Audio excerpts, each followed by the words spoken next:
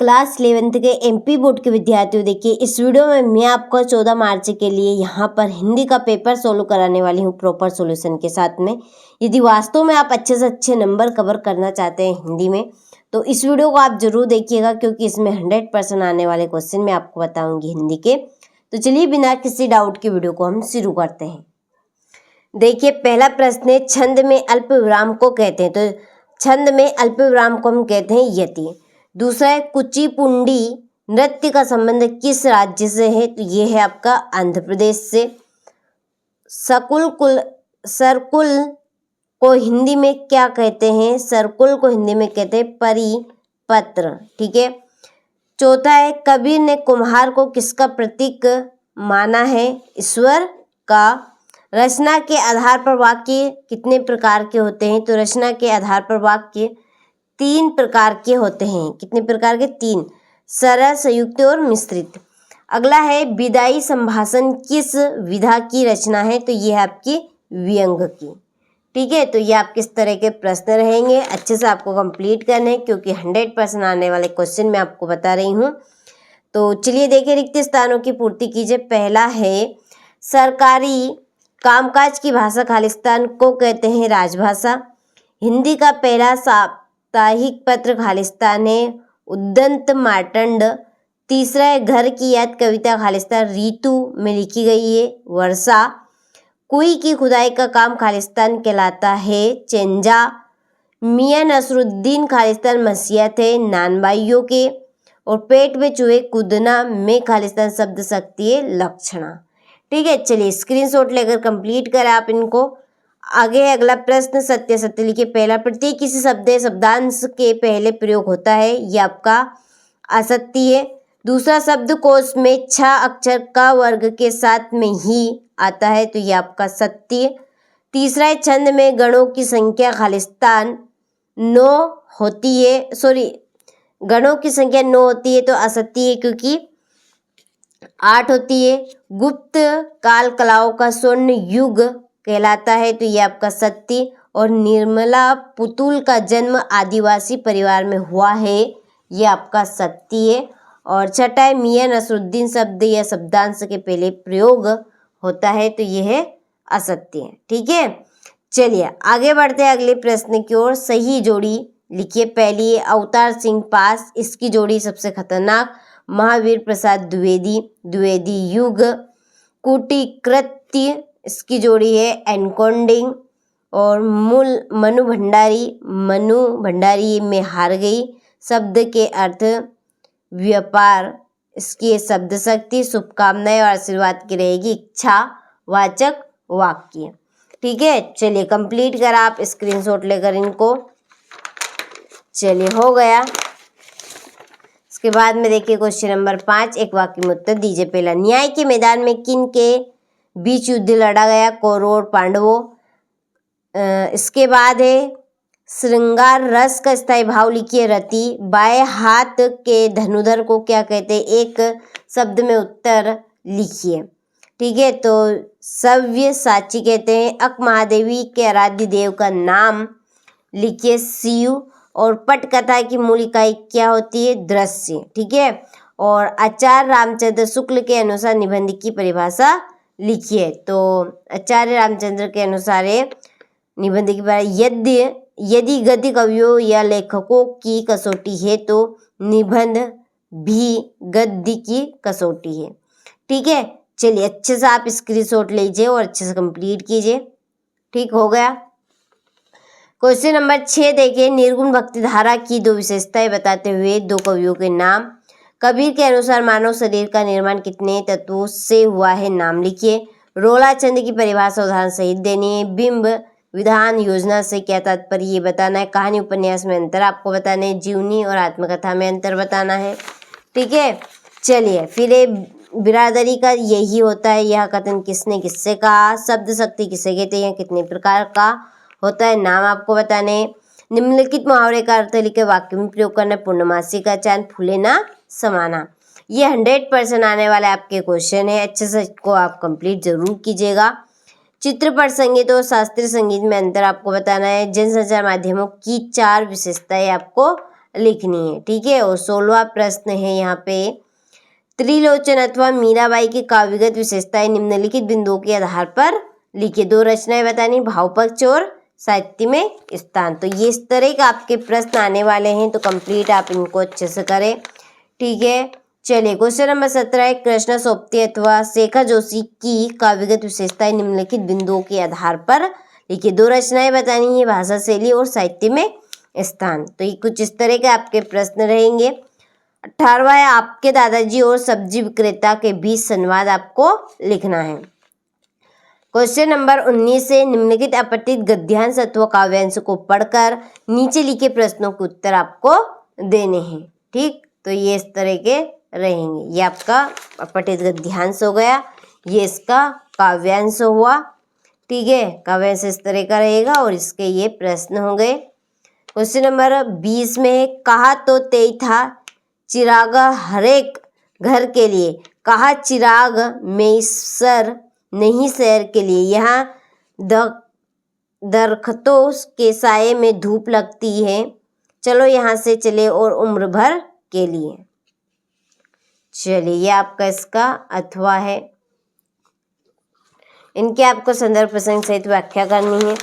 ठीक है, ये क्वेश्चन नंबर 21 में निम्नलिखित गद्यांश की संदर्भ प्रसंग और विशेष के साथ व्याख्या करिए। और क्वेश्चन नंबर 22 में है, सचिव माध्यमिक शिक्षा मंडल मध्य प्रदेश भोपाल को अंक सूची हेतु आवेदन पत्र। और 23वें प्रश्न में है निबंध। अच्छे से आपको सारे क्वेश्चनों को यहाँ पर कंप्लीट करना है। चलिए, अब हम क्वेश्चन नंबर 6 से 23 तक के प्रश्न देख लेते हैं और साथ में इनका सॉल्यूशन। तो देखिए, छठा प्रश्न है, निर्गुण भक्ति धारा की 2 विशेषताएं बताते हुए 2 कवियों के नाम लिखे। तो देखिए, पहली विशेषता है कि इसमें ईश्वर को निराकार रूप में पूजा जाता है। दूसरी, इसमें बाहरी आडंबरों का विरोध देखने को मिलता है। और तीसरी है, निर्गुण भक्ति धारा में गुरु की महिमा को बताया है। ठीक है, और 2 कवियों के नाम है, नंबर 1 कबीरदास और नंबर 2 रैदास। ठीक है, चलिए, तो अच्छे से आप स्क्रीनशॉट लें और कंप्लीट करें। अगले क्वेश्चन की ओर बढ़ते हैं। क्वेश्चन नंबर 7 आप देखें, कबीरदास के अनुसार मानव शरीर का निर्माण किन तत्वों से मिलकर बना है। ठीक है, तो कबीरदास के अनुसार मानव शरीर का निर्माण 5 तत्वों से मिलकर हुआ है। कौन कौन से 5 तत्व? नंबर 1 पृथ्वी, जल, वायु। ठीक है, क्या है? वायु, वायु के बाद में अग्नि और आकाश। तो ये 5 तत्वों से मिलकर मानव का शरीर बना है। ठीक है, चलिए अच्छे से स्क्रीनशॉट लें और कंप्लीट करें। इसके बाद में है इसका अथवा, भाषा में झारखंडीपन से क्या अभिप्राय है। ठीक है, तो इसका आंसर है कि झारखंड की स्थानीय बोलियां जैसे लोक संस्कृति और मुहावरे का समावेश है। ठीक है, चलिए 8वां है, रोला छंद की परिभाषा उदाहरण सहित लिखिए। तो यहाँ एक समात्रिक छंद है, इसमें 4-4 चरण होते हैं और इसमें 11 और 13 की यति से कुल 24 वर्ण होते हैं। ठीक है, इसमें कितने वर्ण होते हैं? 24। तो आपका रोला छंद कौन सा छंद है? वर्णिक छंद है। कौन सा है? वर्णिक छंद। ठीक है, याद रखिएगा, ये आपका ऑब्जेक्ट में भी पूछा जा सकता है। चलिए, ये आपका अथवा है, तो यहाँ से आप स्क्रीनशॉट लें और कंप्लीट करें। ठीक है, इसके बाद देखिए, ये आपका उदाहरण हो गया और अथवा। 9वां प्रश्न है, बिंब विद्वान योजना से क्या तात्पर्य, उदाहरण सहित बताना है। ठीक है, शब्द शक्ति की परिभाषा उदाहरण सहित दीजिए। इसके बाद में कहानी और उपन्यास में अंतर। देखिए, काफ़ी इम्पोर्टेंट चैप्टर है ये आपका और बहुत ही सरल और सुंदर है। एक तरफ आपको कहानी लिखनी है, ठीक है, और दूसरी तरफ आपको उपन्यास लिखना है। ठीक है, आपको उल्टे का सीधा करना है एक तरफ, तो एक तरफ की किसी के भी याद रखिएगा। तो कहानी का आकार छोटा होता है, तो उपन्यास का आकार कैसा होगा? बड़ा होगा। इसमें पात्रों की संख्या कम है, तो इसमें पात्रों की संख्या अधिक रहेगी। कहानी को पढ़ने में कम समय लगता है और उपन्यास को पढ़ने में अधिक समय लगता है। कहानी एक गमला है, तो उपन्यास एक उद्यान है। ठीक है, तो ये मोस्ट इम्पोर्टेंट क्वेश्चन है, बहुत ही सरल और सुंदर भी है। अच्छे से आप इसको स्क्रीनशॉट लेकर कंप्लीट करें। जीवनी और आत्मकथा में अंतर हो गया ये आपका, ठीक है। इसके बाद आप देखिए लॉर्ड कर्जन के व्यक्तित्व की 2 विशेषताएं लिखिए, ठीक है। लॉर्ड कर्जन भारत का शासक था। दूसरी, यहाँ क्रोध व अत्याचारी था। तीसरी, वह निर्धन वर्ग के प्रति लापरवाह था और हिंदू धर्म का विरोधी था, ठीक है। चलिए इसके बाद में यहाँ से आप स्क्रीनशॉट लें। अच्छे से आपको सारे प्रश्नों को कंप्लीट करने हैं क्योंकि 100% आने वाले क्वेश्चन हैं ये आपके। आप जितने अच्छे से इनको कंप्लीट करेंगे ना, आपके नंबर बढ़ने के पूरे चांस रहेंगे क्योंकि 100% आने वाले क्वेश्चन हैं ये आपके। शास्त्रीय संगीत और चित्रपट संगीत में अंतर, तो देखिए इसमें राग की प्रधानता होती है और इसमें संगीत में गाने की प्रधानता होती है, ठीक है। चलिए इसके बाद में अगला पॉइंट है, इसमें गंभीरता अधिक होती है, इसमें चंचलता अधिक होती है। यहाँ सुर ताल पर केंद्रित होता है और यह मनोरंजन पर केंद्रित होता है। यह सांस्कृतिक कार्यक्रमों में प्रयोग होता है और यह फिल्म में प्रयोग होता है, ठीक है। चलिए स्क्रीनशॉट लेकर कंप्लीट करें। नृत्य और नृत्य में अंतर, ठीक है। चलिए तो स्क्रीनशॉट आप ले और कंप्लीट करें इनको। 15वां प्रश्न है आपका, जनसंचार माध्यमों की 4 विशेषताएं आपको देनी है, ठीक है। डायरी लेखन क्या है, इसकी विशेषता क्या है, हो गई।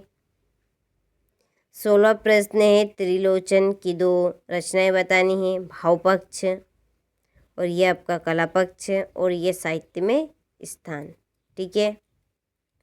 चलिए इसका अथवा है मीराबाई की 2 रचनाएं, भाव पक्ष, कला पक्ष और साहित्य में स्थान।